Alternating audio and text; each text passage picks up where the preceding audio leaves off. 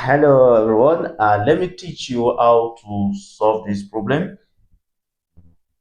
How many solutions are we going to have? So we are going to see it at the end of the class, right? So majority of students solve this particular question incorrectly, and that's why I'm here to solve it. Now we are given x squared over 2 plus 1 over x squared equals 1 over 1 over 2. Now if you look at this,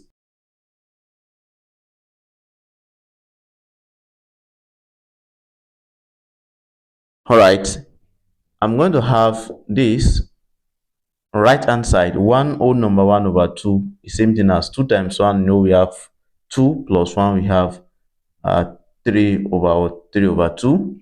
So we have x squared over 2 and plus 1 over what? 1 over x squared. Now if you look at this now, you can see that 2x squared is the LCM. Yes. So therefore what we're now going to do is that we are going to multiply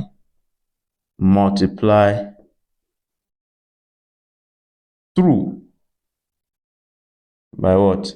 By 2x squared. That is the LCM. So it is just for us to clear the fraction. So we're going to have 2x squared into x squared over 2, then plus 2x squared into 1 over x squared, then equals 3 over 2 into 2x squared, then into 3 over 2. Are you following? So from there, you see that this, we cancel this. So x squared times x squared, we're going to have x to the power of 4, then plus x squared, we cancel this x squared, we have 2, we have plus 2, then equals 2, cancel 2 here, x squared, we have 3x squared. Now we are going to rewrite this by transposing this to this side. We have x to the power of 4 minus 3x squared, then plus 2 equals 0. All right, so from there, let me rewrite this. We have x to the power of 2, then to the power of 2. So that 2 times 2 will definitely give me 4. And minus 3x what? X squared. Put it like this. And plus 2 equals 0. So now we're going to do replacement. So now let y equals x squared. So if y equals x squared, so what are we going to do? Anywhere we see x squared, we replace by y. So we're going to have y squared minus 3y plus 2 then equals 0. So now we have quadratic equation. So we're now going to factorize this or solve this by factorization to be like this. Y squared, put y here and put y here. So what will be here now and what will be here? You look for the two factors of 2, that when you multiply them together, you're going to have 2, or when you sum them, you're going to have minus 3. And we have 1 and 2, and that's going to be minus 1 and minus 2, because minus 1 times minus 2 will give us this plus 2, and minus 1 minus 2, when you sum them together, you're going to have minus 3. So this is zero form equation. It means that y minus 1 can be 0 or y minus 2 can be 0. So from there, so we have y to be 1 or y to be 2. When you transpose the constant terms to the right hand side. Okay, so but do not forget that the value of y we got, they are not what we are actually looking for. Our main variable is what is x. So we need to recall that y equals what? X squared from here. Okay, So now it means that anywhere we see y, we replace it. That is, we have x squared will now be 1 because y equals 1. So from here we have x squared. Taking the square root of both sides, we're going to have x squared plus or minus the square root of 1. So which same thing as plus or minus 1. And this, we cancel this, we have x to be plus or minus 1. Okay, so we have this two values here. Then we do the same thing. Similarly, when y equals 2.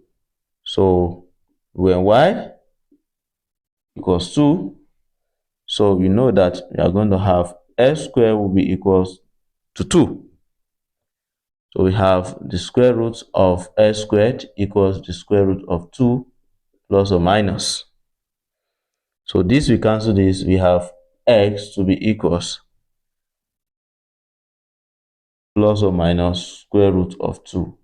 So these are the other solutions. So now here we have what? We have 4 distinct solutions. Real and distinct. Okay, that is that. So can we now see whether we are right or not by testing, okay, or verifying the value of x we have? Okay, so now from here we know that for the first one we have 1 squared over 2 plus 1 over 1 squared equals, you know that this is what? 3 over 2. Okay, so we're going to have 1 over 2 here plus 1 divided by 1, we have this equals 3 over 2. So 1 plus 1 over 2, this will definitely give us 3 over 2 equals 3 over 2. So therefore, x equals what? X equals 1 here is what? Is valid. So now also, when x is minus 1, so you see that when you have minus 1 squared over 2 plus 1 over minus 1 squared, then equals 3 over 2. Because 1 over 2 will give us 3 over 2. So minus 1 squared is same thing as what? Same thing as 1. We have 1 over 2, then plus 1 over, here minus 1 squared is same thing as 1. We have this. And 1 over 1 same thing as what? Same thing as 1. So 1 plus 1 over 2. So would this give us this? Yes. This is what? 3 over 2 equals 3 over 2. So therefore, x equals minus 1, also valid solution. Are you following? Now, so let's look at this one here. We have the third and the fourth one. So when x is equals this. So from here we have root 2.